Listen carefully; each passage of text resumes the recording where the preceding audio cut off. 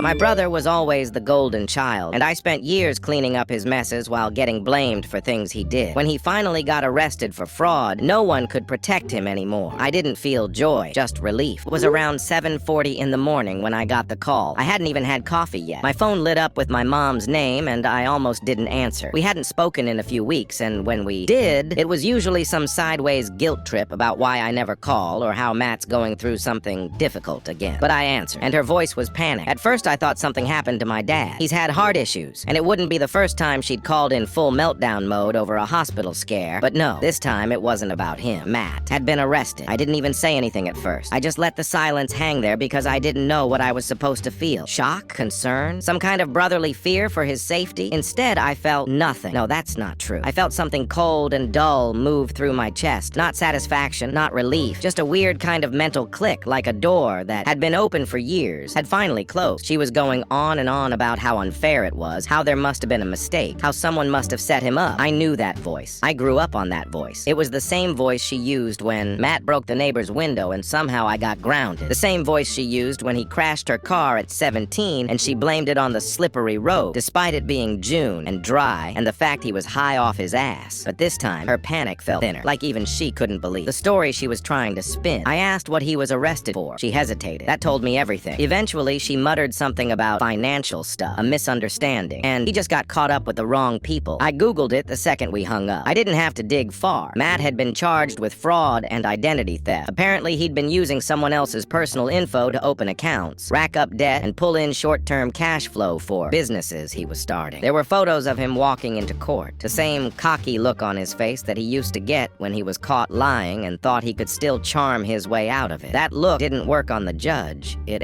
was weird. My phone started buzzing with texts from cousins I hadn't heard from in years. People were talking, not the usual he's going through a lot talk. Actual conversations, like they were all finally allowing themselves to admit something they'd known but hadn't said out loud. He always got away with everything, until now. That was the first time I realized this might actually stick. That Matt, the golden child, the one who'd never faced a real consequence in his life, might finally be about to feel what the rest of us did, and I didn't feel sorry for him. Not even a little. Looking back, I think the worst part wasn't even that Matt got away with everything. It's that no one even pretended it was fair. He was the golden child from the jump. I'm not just saying that in the bitter older brother way. I mean, literally, my parents called him special from the time he was in preschool. My mom used to say he had a spark. My dad said he was born with leadership qualities, which is just a dressed-up way of saying he knew how to manipulate people early. I was the quiet one, the mature one, which in our house translated to the one we can ignore until something goes wrong. Matt could do something terrible, like break a vase, steal from my mom's purse, or punch a kid at school, and the narrative would immediately shift to how stressed he must be, how misunderstood, how the school system just wasn't built for someone like him. Meanwhile, I once got grounded for rolling my eyes after Matt blamed me for eating an entire pack of Oreos I didn't even touch. He looked straight at my mom, lied through his teeth, and she nodded along like it made perfect sense. I learned pretty young that there were rules for me and no rules for him. At first, I tried to win their approval the good way. Good grades, good behavior, always keeping the peace. It didn't matter. Matt would get a participation trophy, and they'd take him out to dinner to celebrate. I'd bring home a straight A report card and get a distracted good job before they turned the TV back on. One time, I got second place in a science fair and stood there watching my mom cry tears of joy because Matt got a B on a math test he didn't study for. She said she was so proud of how hard he worked. I don't even remember what she said to me that day. Probably nothing. He was charming, I'll give him that. Even as a kid, he had this ability to talk himself into or out of anything. Teachers liked him. Coaches gave him second chances. Girls liked him too, even though he used them and tossed them away like crumpled receipts. Everyone around him bent to the illusion that Matt was magnetic, brilliant, full of potential. Meanwhile, I just disappeared. Or maybe I faded, one small disappointment at a time. It got to the point where I'd hear my parents talk about us to other relatives, and they'd use completely different vocabulary. Matt's just got that spark. Jake's very responsible. One sounded like destiny. The other sounded like paperwork. I don't think I really understood how angry it made me until I hit high school. That was when Matt started going off the rails, but somehow it was still my job to hold things together. He got caught with weed. Jake, why didn't you tell us he was hanging around those kinds of kids? He failed geometry. Jake, can't you tutor him or something? He missed curfew, wrecked the car, and came home blackout drunk. Jake, be a good influence. He looks up to you. He didn't. Not once. He didn't look up to me. He looked through me. And the truth was, I stopped looking at him like a brother around that time. He felt more like a parasite, one I was expected to carry. By senior year, I already knew the only way I'd ever have a real life was if I got away from all of them. I applied to colleges out of state. I got into one with a small scholarship and left with barely more than a backpack and a garbage bag full of clothes. My mom cried like I was abandoning the family. My dad gave me a handshake and said, "Keep an eye on your brother." That was the last thing he said to me before I left. I didn't speak to Matt for almost a year after that, and for a while it felt like detoxing from poison. I didn't realize how deep the damage was until I started to see how normal people talk to each other, how they listen, how they apologize, how they care. But Matt, he just kept on going, and eventually he came back into my life in the worst way possible. Matt was 2 years younger than me, but by the time he hit high school, it felt like I was 20 years older. He'd already figured out how to work the system. At school, he knew how to smile at the right teachers and turn in just enough work to pass. He flirted with the staff, got away with cheating. He had this talent for acting confused or overwhelmed whenever someone tried to hold him accountable. People called it charm, but it was just manipulation with better packaging. At home, it was even worse. My parents treated him like some kind of tortured genius, like he couldn't be expected to live by the same rules as everyone else because he was just wired differently. One night, he took my dad's car without permission, crashed it into a parked truck. No one was hurt, but the front end was wrecked. He came home high, reeking of weed and whatever cheap body spray he used to cover it. I thought finally they'll have to deal with him. Instead, they grounded me for not keeping an eye on him. I was 17. That moment snapped. Something in me, I stopped trying to be part of the family after that. I still lived in the same house, but emotionally I checked out. I kept my head down, focused on school, and made plans to leave. I saved every dollar from my part-time job. I applied to scholarships. I didn't tell anyone about college until I got the acceptance letter in my hand. Meanwhile, Matt failed 2 classes and still somehow got a graduation party. He showed up drunk to his own celebration. My parents acted like it was cute. I left for college in the fall, and it was the first time in my life I felt like I could breathe. No walking on eggshells, no guilt trips, no emotional gymnastics to prove I mattered. But Matt didn't stop. Over the next few years, he bounced around from job to job, quitting or getting fired and blaming everyone but himself. That manager was a psycho. They were threatened by how fast I picked things up. They didn't respect my boundaries. Boundaries. That was a word he loved to throw around. He said it like a shield, but only when it suited him. He had zero respect for anyone else's space. But the second someone told him no, he'd accuse them of being controlling or abusive. It worked on people too, especially women. He'd date girls who were kind and trusting, then drain them, emotionally and financially, before moving on. I tried staying out of it, but somehow I always got pulled back in. When one of his exes messaged me on Instagram, asking if I knew where he was, because he'd ghosted her and taken her laptop, I wasn't even surprised. When I asked my mom about it, she sighed and said, "He's just trying to find himself." Find himself? He was 26 and still living rent-free in their basement. Meanwhile, I was working 2 jobs to pay off student loans, barely scraping by, and doing everything I could to not fall apart under the pressure of pretending I wasn't angry all the time. I started going low contact, not a dramatic cutoff, just slow, silent distance. I didn't answer every text. I stopped going home for the holidays. I skipped birthdays. I knew they noticed, but no one brought it up directly. They just made passive-aggressive comments about me being too busy or too good for the family now. I swallowed it. I always did, because honestly, it was still easier than pretending to be okay with how things had always been. Then came the moment that changed everything. Matt used my name to apply for a credit card. I found out when I got a call from a collections agency about a $3,000 charge at some online sneaker reseller. At first, I thought it was fraud, like identity theft from a stranger. But the address on the account, my parents' house, the email used to sign up, a variation of Matt's old gamer tag. That was the first time in my life I felt true, pure rage. I called him. He denied it. Said he had no idea how that happened. Then he got defensive. Said I was accusing him without proof. Said I'd always resented him and this was just me being bitter. Told me I was paranoid and needed help. I hung up, filed a police report, froze my credit, canceled everything I could. My mom called me later that night, crying. Not because I'd been robbed, because I was making a big deal out of it. She begged me not to press charges. Said Matt was under a lot of stress, and that maybe it was just a mistake, and maybe someone else used their address. I told her I wasn't stupid, and I told her I was done. I didn't hear from any of them for almost a year after that, and it was the most peaceful year of my adult life until he got arrested. And suddenly I wasn't the bitter brother anymore. I was the only one who saw this coming from the start. I wish I could say I felt closure after that year of silence, but honestly, it felt more like a waiting game. Not because I missed them. I didn't. I missed what I never had. A real family, equal footing, conversations that didn't feel like traps. What I was waiting for deep down was for the mask to finally fall off Matt's face in front of everyone else. For them to see what I had seen my entire life, and little by little it started happening. At first, it was subtle. A cousin called me and asked if Matt was doing okay. I asked what she meant, and she told me he'd borrowed money from her husband a few months back and hadn't paid it back. Small amount, like $400, but enough to sting. He'd said it was for car repairs. Then he was unreachable for weeks. Finally texted her that he was traveling for work. She asked what kind of work. No response. A few weeks later, I got a random message from an old friend from high school. We hadn't spoken in years, and she only reached out to tell me that she'd seen Matt on some local subreddit. Someone was warning others about a guy scamming people in a Facebook marketplace group. I didn't even look at the post. I didn't need to. I believed it instantly. Then came the breakup. Matt had been dating a woman, let's call her Rachel, for over a year. I never met her. I doubt he ever brought me up. But from what I heard through the grapevine, she was the most stable, grounded person he'd been with in a long time. She had a good job, her own apartment, no tolerance for drama. Of course, Matt moved in with her within a few months of dating. Paid no rent, spent her money, used her credit card for emergencies, lied constantly, got caught cheating. Not once, but twice. She finally kicked him out after she found out he'd been using her laptop to create fake invoices and Venmo scams. He told our mom she was crazy, told everyone else she was emotionally abusive, told himself probably that she just didn't understand him. But no one seemed to be nodding along anymore. The stories were piling up, and for the first time in his life, they were starting to sound the same, and not in the way that protected him. You could hear it in my mom's voice. When she talked about him, she still defended him, but there was less confidence. She started using words like complicated and lost instead of misunderstood and special. My dad stayed mostly quiet, which was his way of admitting he didn't have answers. I stayed out of it completely. I knew they didn't want to hear my take. They never had. And honestly, I didn't want to spend energy keeping tabs on Matt anymore. I'd already wasted most of my youth orbiting around him like he was some collapsing star, pulling everything toward him, even life. But then the money stuff started again. A family friend reached out, someone close to my parents, said Matt had borrowed $2,000 to get a business off the ground, hadn't paid it back, disappeared. Same pattern, same excuses. At this point, it wasn't even shocking. What surprised me more was how quickly the stories were spreading now. People who used to smile politely when my mom brought up her golden boy were now openly questioning whether Matt was a manipulator. Someone even used the word narcissist. I remember reading that message and just sitting there staring at my screen, wondering what it would have felt like to hear someone say that 15 years ago. By the time his name showed up in a local court docket, my parents were barely keeping it together. He had been charged with falsifying financial records tied to a bogus LLC he'd created to get pandemic relief money. I read the documents. He'd faked employee info, faked payroll, even used his ex-girlfriend's address as a registered office. He wasn't a criminal mastermind. He was just sloppy and arrogant enough to think rules didn't apply to him. And up until that point, they hadn't. That was about to change. I got a text from my mom the night before his arraignment. Just one line. Can you come? No context, no apology, no explanation, just that. I stared at it for a long time. Then, I turned my phone off and went to bed. I didn't plan to go to the arraignment. I didn't owe him anything, especially not my presence. But the night before, I couldn't sleep. I kept tossing, replaying conversations from years ago in my head. The ones where I told my parents Matt was going to crash hard someday, and they looked at me like I was just being cruel. I thought about every lie he'd ever told, every person he'd burned, every time he'd smiled and charmed his way out of a mess someone else had to clean. I didn't go because I cared. I went because I wanted to see what it looked like when that charm stopped working. The courthouse was smaller than I expected. Quiet. Cold in that way government buildings always are. Like time moves slower there. When Matt walked into the room in cuffs, something shifted in my chest. Not satisfaction, not relief, something heavier. Not grief either. More like the realization that I was looking at a version of him that finally couldn't pretend anymore. He looked smaller. I don't just mean physically, though he'd clearly lost weight. I mean the aura he used to walk around with. That smug, inflated confidence. It was gone. Deflated. Like the room itself had finally caught up to him and said, no more. The charges were read out loud. Multiple counts of fraud, identity, theft, falsifying legal documents, misuse of federal relief funds. The judge didn't sound angry. He sounded tired. Like he'd seen this same story play out 100 times already. Matt tried to speak at one point, probably to explain, justify, whatever. But his lawyer stepped in quickly. I watched that little spark in Matt's eyes flicker, just for a second, like he realized even his own lawyer didn't want him talking. I kept watching my parents. They were seated a few rows ahead of me. My mom looked pale and dazed, like someone had pulled the floor out from under her. My dad stared forward, face like stone. No movement, no emotion, just stillness. It was strange seeing them like that. For the first time in my life, they looked like they didn't know what to do with him. They weren't defending. They weren't spinning. They weren't even reacting. After the hearing ended, I slipped out before they could see me. I didn't want to get pulled into a conversation. I didn't want to hear my mom whisper that he just made a mistake, or my dad grunt something about the system being too harsh. I didn't want to play that game anymore, because for once, they couldn't lie to themselves. This wasn't a bad grade or a failed relationship relationship or another rough patch. This was jail time. This was public. This was real. And even if they tried to minimize it later, and I knew they would, I saw it. I saw the moment Matt realized no one was coming to save him. And I saw the moment my parents realized they had raised a son who couldn't stop hurting people because they'd never let him believe it was wrong. I walked back to my car and sat there for a long time, just breathing. I wasn't happy. I wasn't heartbroken. I was just